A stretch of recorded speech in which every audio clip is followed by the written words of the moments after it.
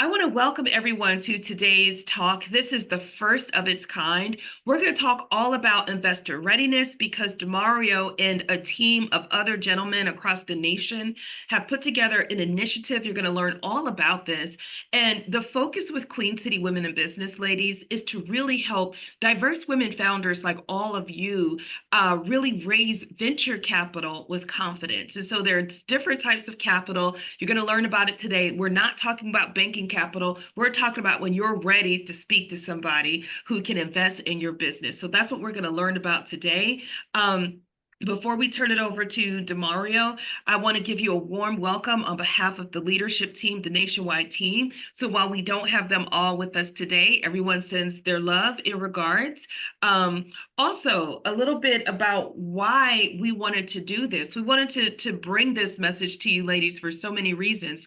Number one, with Queen City Women in Business having success for its members, a lot of you all are going to experience, if you haven't yet, you're going to experience sizable contracts. Your lives will change. Your business is going to change as you continue to lean in. And as that business grows, capacity is going to be something that you're going to have to start to look at. You're going to want a team like Danita. I think you're going to need a team soon. Renee, you're going to need a team, right?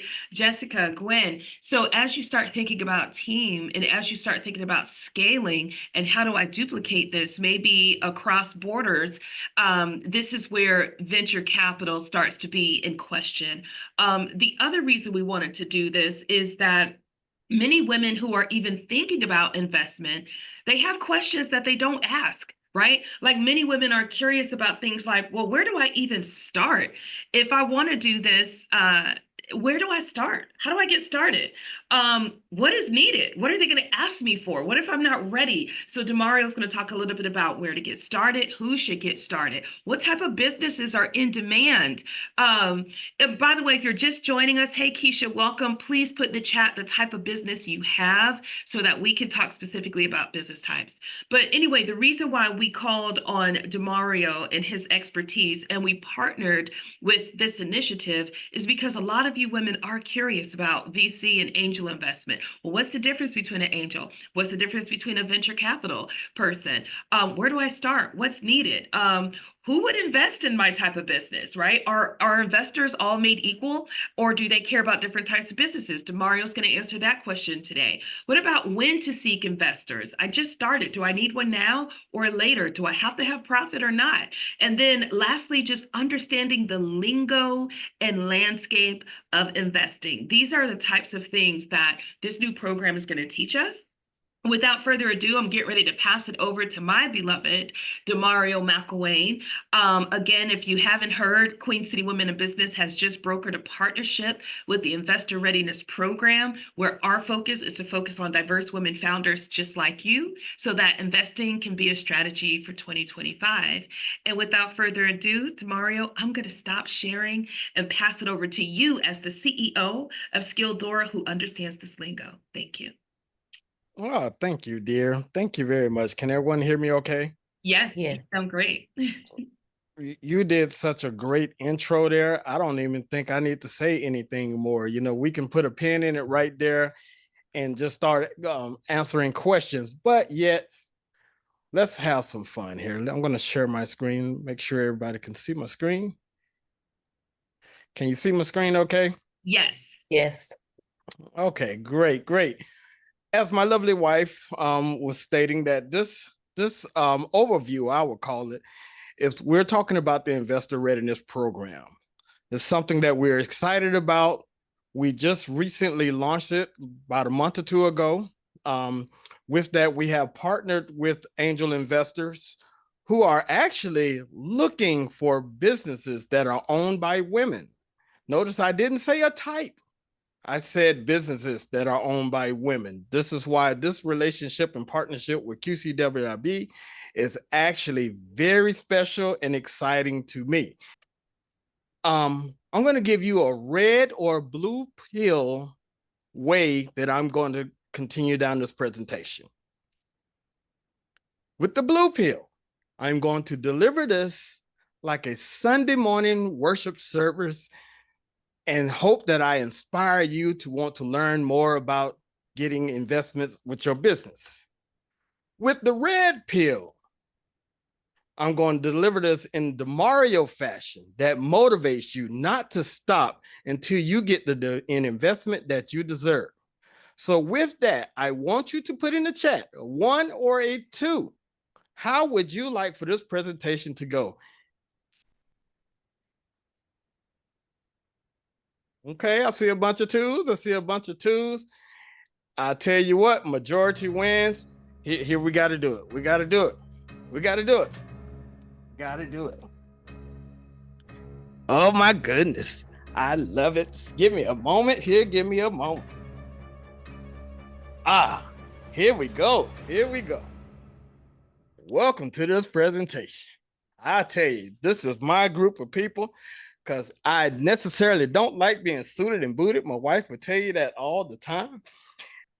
This presentation is just not for you to listen to me. So I want you to come off mute. Just kind of jump in.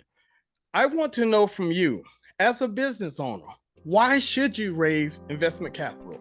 From your, no right or wrong answer, just from your viewpoint. Anyone?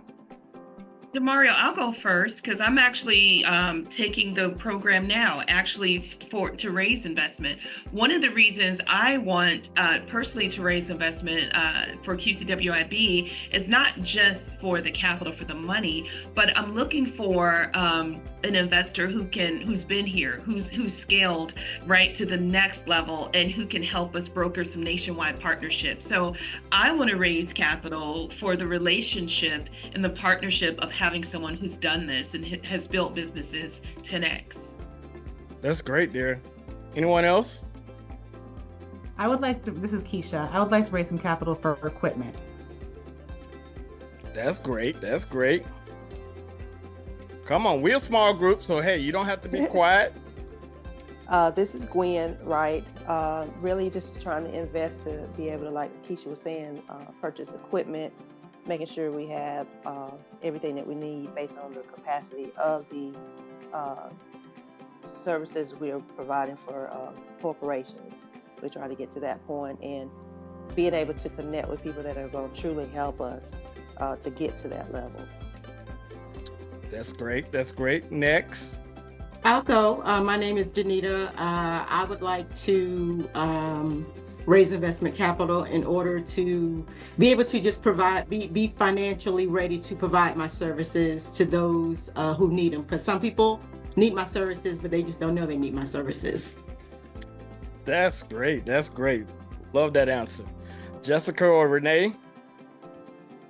I would like to raise capital as far as have to get the product and equipment to satisfy the masses. So perfect answer. Yes, Jessica. Yeah, absolutely agree. So I love every perspective. Having someone else to take a look at what I'm doing. I only know what I know. I believe as we're expanding and we're looking at that bottom line. And then what you said, are you talking or are you working? Even though I'm working, am I working efficiently? Am I working to scale the way that we need to scale? So I believe even in what we do is power washing, we want to compete with what I say, the big boys. So we need bigger equipment. We don't want to stop. We want to keep going. And so I think that's important. Oh, wow. This is my tribe. This is my tribe. Give all of you a round of applause. Come on. We're going to raise the energy here because we're going to keep talking back and forth. This is my tribe. I love all of your answers, and you are correct. I want to kind of give you a little back education. The things that you may be experiencing or will experience in your business is called the chasm. How many of you know about the chasm? It's called Crossing the Chasm by Jeffrey Moore. He put out a book maybe I think 20 years ago. A lot of tech companies started understanding this dynamics, your Microsofts and things of this nature, Amazons, but it now has transferred into just any type of business. Crossing the chasm means basically this. As small business owners, we spend most of our time right here. And I know it says innovators and early adopters, but these are the people who have been excited about your business. This is how we get rocking and rolling. These are the people that when you first launch that idea, that product or that service, all of these people start running in and you like, woohoo, we got a business. Many of us, especially in our community, because y'all wanted the DeMario side, many of us in our community, we simply create an idea. We start making a little bit of money. We run out fast, get an LLC, corp, or what have you. And voila, we're a business. And we are excited because over the next 1 to 3, even up to 5 years, we're getting customers, we're making money, we're able to pay our bills. Some of us go full time. It's no longer a side hustle. But regardless of what stage you are in, everybody hits this glass ceiling. This is called the chasm.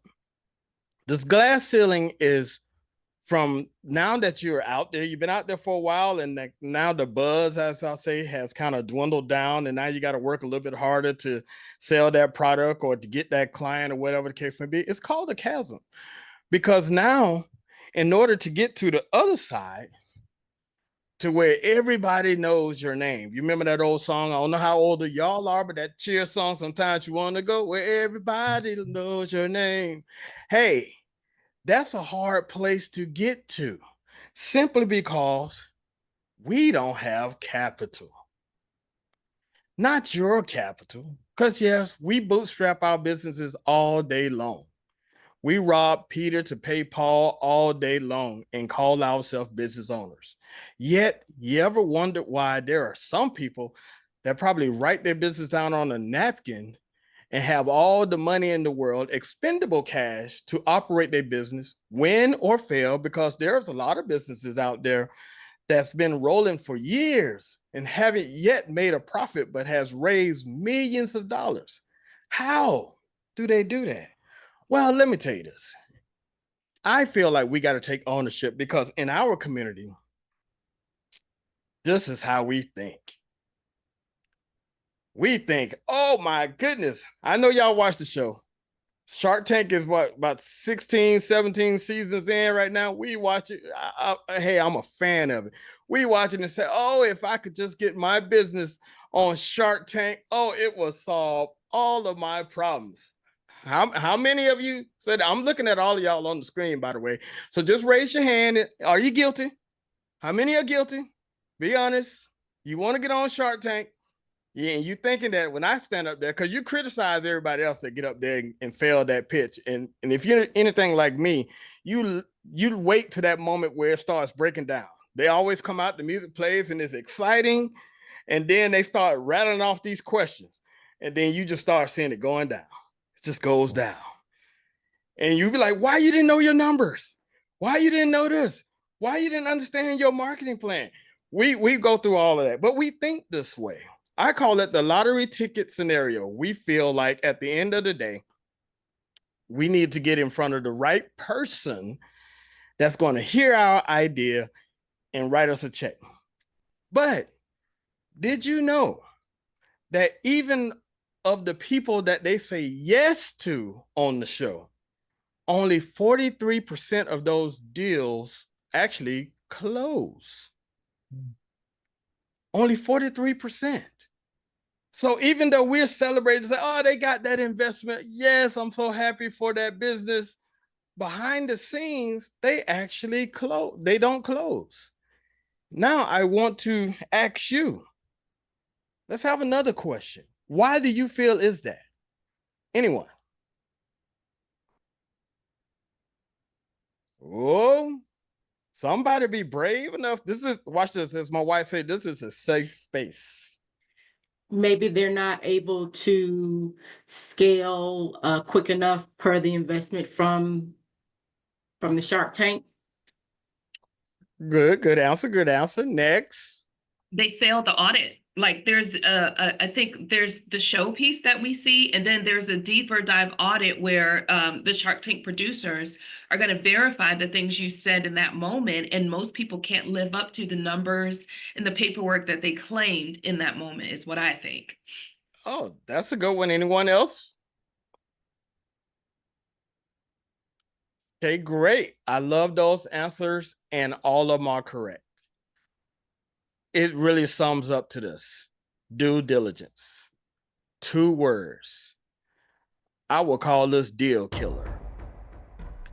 This is where you are not living up to the words that you say. Because at the end of the day, we're talking about some serious checks here. As it was told to me, and I thought this was so unique, you mean to tell me that you want to talk to me and I write you a check for hundreds of thousands of dollars that I no longer have control over because I'm giving that control to you, and you just get to run out there and do whatever you want to do without me doing any type of deep dive? Come on, business owners. I tell you what, you can't go to the bank and finance a house without them checking your credit, your tax returns, and you painting a picture on how you're going to be able to afford this house payment.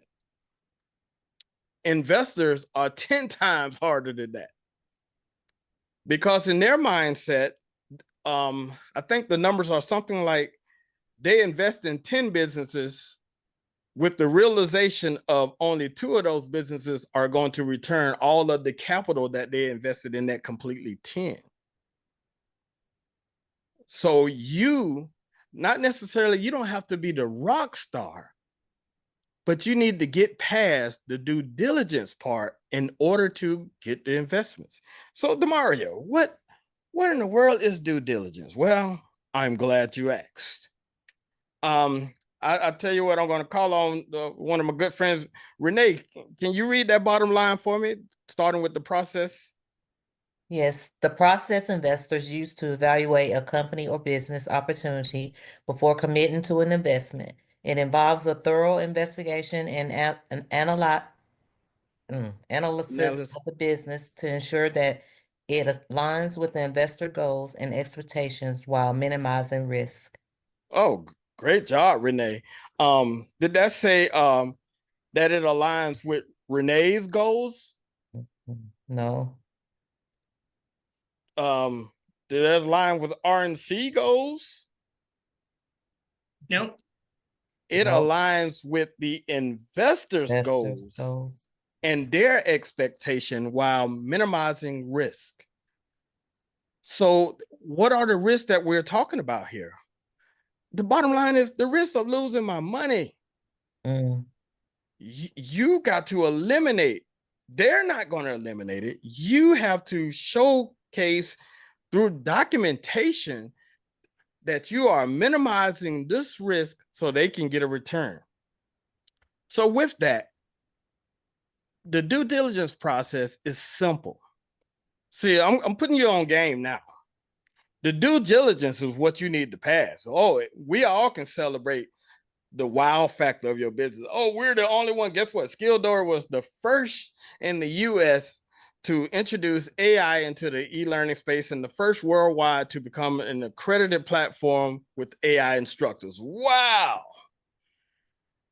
But guess what? When they start unpeeling them documents, do I have everything that they're looking for? Did I start my business with a business plan? I'm not talking about just something that you wrote down as a statement or you use ChatGPT to put something together.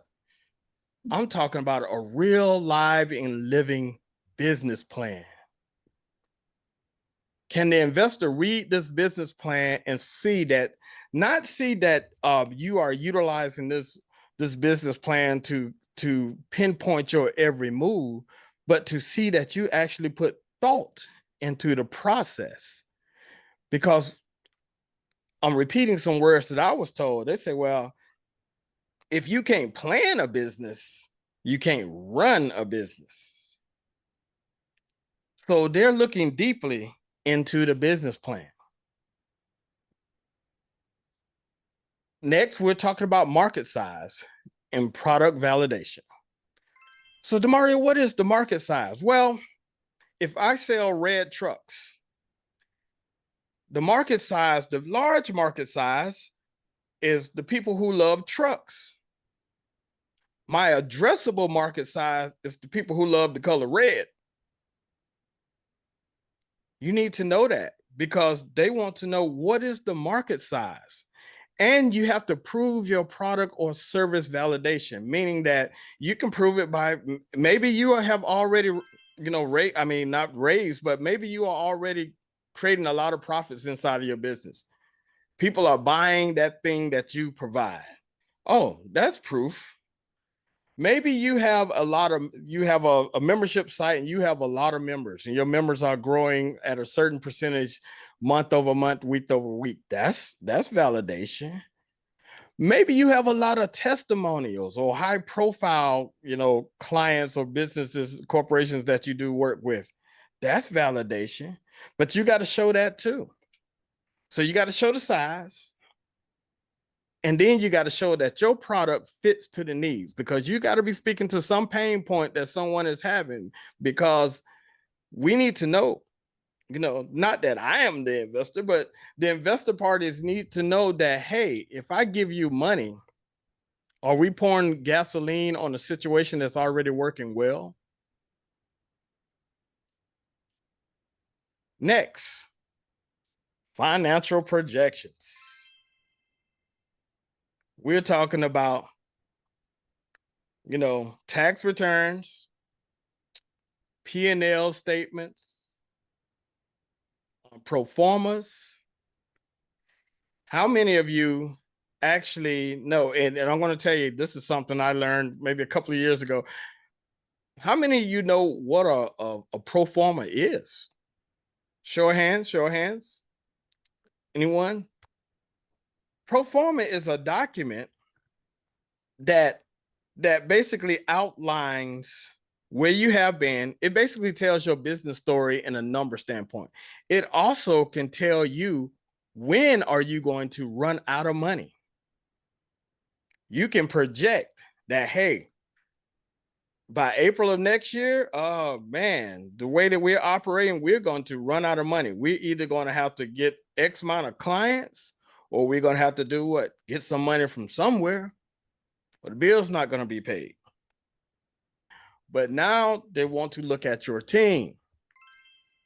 Hey, I know mama told you to hire cousin Leroy because he needed a job, and he shows up and does the work that you ask him to do.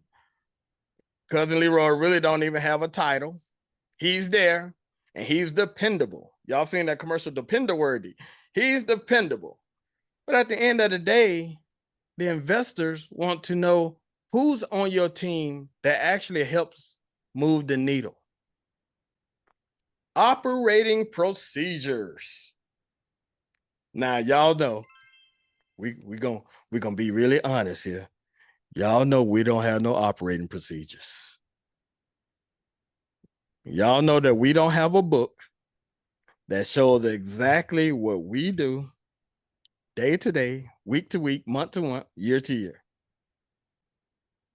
Marketing and sales plan. Oh, they love me. It's a word of mouth. I'm getting all my people. Susie told Jane, Jane told us, the church said it in the sermon, blah, blah, blah, blah, blah. Nah, we need a marketing plan. How have you been marketing, and how do you plan to market further? What's your sales plan with that? I'm giving you money. Can you tell me, what are you going to do down to the penny? Succession plan. Oh my goodness. What happens is DeMario gets sick. Real facts. What happens? What happens is, if something in your business falls and you have to bring in another team to handle it. What is the succession plan? Why is this important? We're giving you money. At the end of the day, we need to minimize risk. You remember, like we talked about in the beginning, we need to know that you thought about it. Don't want it to happen, but that you thought about it. Business valuation. How much is your business worth? Well, I want to raise $6 million on my $250 worth business. It's not happening.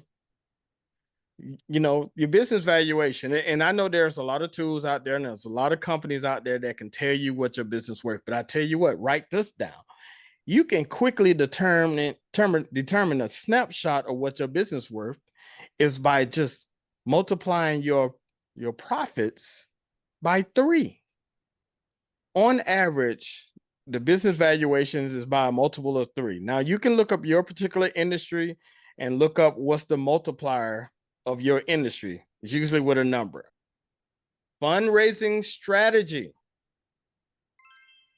Now this can actually be a deal killer. With the fundraising strategy, your fundraising strategy is how much are you raising? You need to understand that. How much money do you actually need? Mama used to say, don't write a check that you can't cash. So at the end of the day, understand that the money that you want to bring in is money that you can overturn. Lastly, exit strategy. If you're on this call, I applaud you. You passed the first test of saying that, hey, I really want to get into investment. Now you need a gut check. Exit strategy. Yes, indeed. They are giving you money for you to one day leave. If you want to pass this down to your children, keep it in the family, this involves grandma's secret recipe and she don't never want to share it, don't take the money.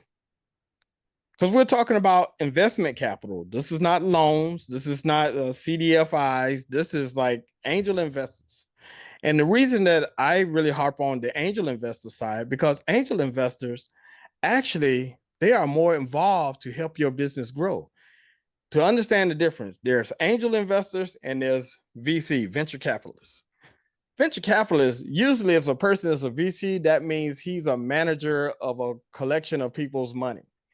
They want to invest in your business for a percentage of ownership of your business.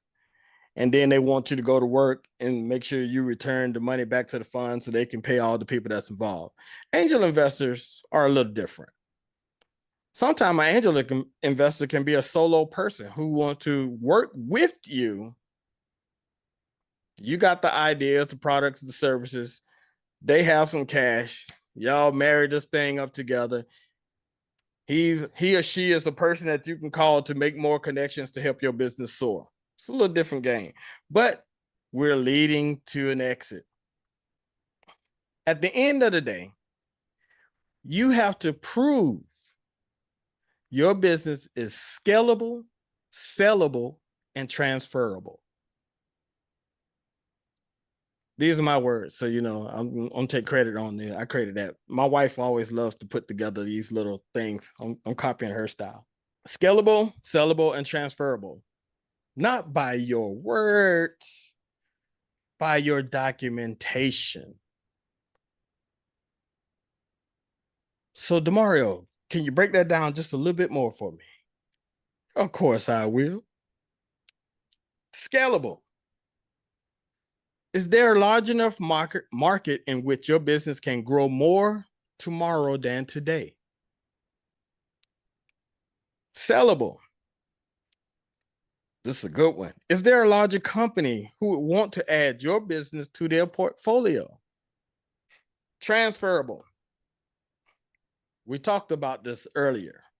In other words, can this business run the same way without you working in it or being in charge? That's really the name of the game. Can this business run without you? We go back to that documentation. Can I take this full packet, give you a big check, and walk away and still have the success that you have had previously? Scalable, sellable, transferable. If you can master those things along with the aspects of the due diligence, you get into the bag. The end game. Dear, can you read this one for me? Yes. The end game. Investors look for companies that have the potential for significant returns, such as a 5x or 6x return on investment, ROI, often by targeting companies that will be acquired by larger entities or through early exits where companies raise 2 to 4 million and exit for 40 to 60 million. Woo! Does that excite you? Woo! Oh my goodness, does that excite you? They Yes. say that line says through early exits. That is why we're introducing you to the Investor Readiness Program. The quick snapshot of this, all the things that I'm telling you about, we partnered with the angel investors. We didn't just talk about it, ask them questions. We partnered with them and find out that there was a curriculum being taught in business schools and universities that was over 15 hours. We took that and dissected it into bite-sized pieces to actually allow you to line up your packet in the way that they want to see it. With the Investor Readiness Program, like I say, it's about 2 to 3 hours worth of video lessons. It has hands-on activities, downloadable templates, and is self-paced. You also will have the opportunity after you go through the program to upload your documents into our portal, because on the back end, just like Queen City Women in Business, we have a directory that's shared between us and the investors. The beautiful thing about it is, even when you submit your packet, we're right now serving as an overseer to make sure that your packet aligns with them. And that's my time. Thank y'all. Dear, I turn it back over to you. Wonderful. Thank you so much. We're going to clap it up for you like we do for all of our guests. So we're clapping. We're showing you love. This was a lot of great information. And I just want to say before everyone goes is any final questions before we conclude, ladies? All right. Well, DeMario, I want to thank you so much for your time and expertise, husband. As always, you keep us laughing. You don't disappoint. You kept it real. We appreciate that. And if women have questions, they'll reach out and I'll pass them along. All right. Wow, Yes. wonderful. Thank you so much. This is awesome. You're welcome. Thank you, Maria. Thank you, ladies. Thank you. Thank you. All right.